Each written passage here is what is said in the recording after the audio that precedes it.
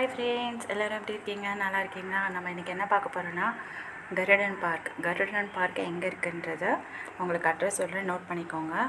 நம்ம பாண்டிச்சேரியிலேருந்து வில்லியனூர் வந்துடுங்க. வில்லியனூர் வந்து 10 கண்ணுன்னு கேளுங்க. டெம்போ ஆர் பஸ் வரும். கேட்டுட்டு 10 கண்ணில் ரவுண்டானத்தில் இறங்கிக்கோங்க. ரவுண்டானத்தில் இறங்கி ரைட் சைடாக வாங்க.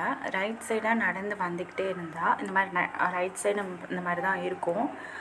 ரொம்ப தூரம்லாம் கிடையாது, கிட்டக்க தான். இந்த மாதிரி மரம்லாம் இருக்குது. ஸோ வெயில் தெரியாது, அழகாக நம்ம மரம் நிழலில் அழகாக வரலாம். அங்கே ஒரு குளம் இருந்தது, அங்கே ஒரு பறவை உட்காந்து பசங்களாம் அது நல்லாயிருக்கு எடுங்க அப்படின்னு சொன்னாங்க. ஸோ அதை சும்மா உங்களுக்கு எடுத்து காமிக்கலான்ட்டு அதை எடுத்து காமிச்சோம்.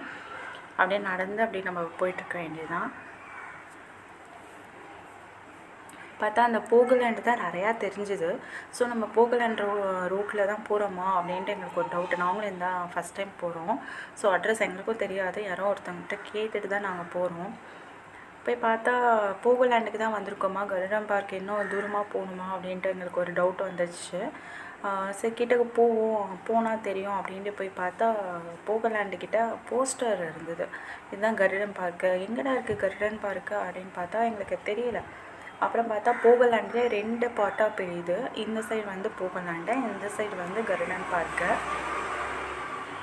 பசங்களுக்குலாம் ஒரு ஆசை வந்துருச்சு, ஐயோ போகலாண்டுக்கு வந்துட்டு உள்ளார போக முடியலையே, இவ்வளோ தூரம் வந்துட்டு. சார் நம்ம இன்னொரு நாள் நம்ம ஒரு நாள் வரலாம் போகலாண்டுக்கு. இப்போ நம்ம வந்து கருடன் பார்க் வந்திருக்கோம். ஸோ கருடன் பார்க் பார்த்துட்டு நம்ம இன்னொரு நாளைக்கு ட்ரெஸ்லாம் எடுத்துகிட்டு வராதனால நம்ம இன்னொரு நாள் வரலாம் அப்படின்னு சொல்லி பசங்களை சமாதானப்படுத்திட்டு போகலாம் அப்படின்னு சொல்லிட்டு உள்ளார போயாச்சு. கருடன் பார்க் என்ட்ரன்ஸ் இது. என்ட்ரன்ஸ்லேருந்து பார்த்தா உள்ளார வந்து வாத்து ஃபஸ்ட்டு எடுத்தோடனே வாத்து தான் நிறையா தெரிஞ்சேன். டிக்கெட் வாங்கி கையில் கட்டிட்டாங்க. போனோடனே பூலாம் இருந்தது.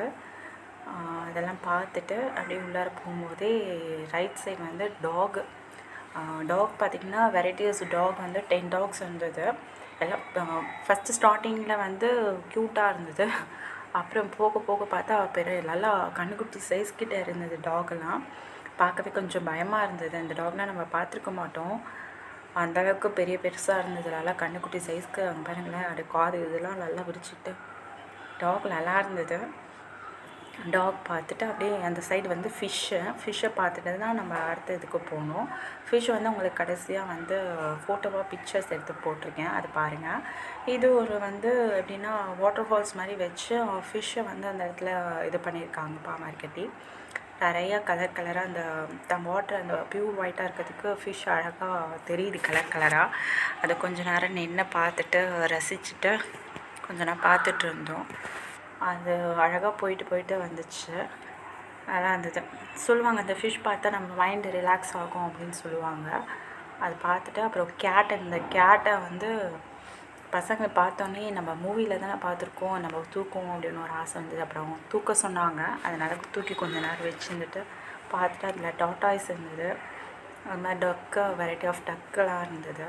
பேரட் நம்ம மேலே உட்கார வைக்கலாமா அப்படின்ட்டு உட்கார வச்சாங்க. அந்தமாதிரி கையில் ஒரு ஃபுட்டு கொடுத்துட்டாங்க, நீங்கள் உள்ளார எடுத்துகிட்டு போங்க அப்படின்னு சொல்லிட்டு. ஃபுட்டை நீட்டோடனே பேர்ட் வந்து நிறையா அப்படியே கொச்சோன்னு நம்ம மேலே வந்து ஏறிக்குச்சு.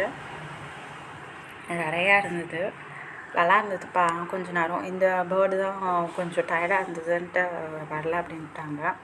ஸ்னேக் அந்த மாதிரி நம்ம மேலே போட்டாங்க. நம்ம நிறையா வீடியோஸ் பார்த்துருப்போம், யூடியூப் வீடியோஸ். அந்த ஸ்னேக் தான் நிறைய பேர் லைக் பண்ணாங்க.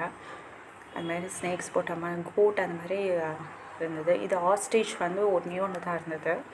வெரைட்டி ஆஃப் கோட் இருந்தது. நம்ம நாட்டு கோட் கிடையாது, அதர் ஸ்டேட் மாதிரி இருந்தது. அப்புறம் அந்த ஃபிஷ் சொன்னல, நிறைய கலர் ஃபிஷ் வெரைட்டிஸ் பார்த்திங்கன்னா நிறையா இருந்தது. ஒரு 15 வெரைட்டிஸ் கிட்ட ஃபிஷ் வச்சுருந்தாங்க.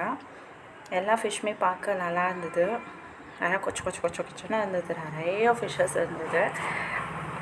அது பார்க்கும்போது ரொம்ப நல்லா இருந்தது. பசங்களுக்கு என்டர்டெயின்மெண்ட் சொல்லும் போது அவங்களுக்கு கொஞ்சம் மன வருத்தம் தான். போகலாண்டுக்கு போகாமல் இங்கே கூட்டிகிட்டு போயிட்டீங்களே அப்படின்றது ஒரு கஷ்டம் இருந்தது.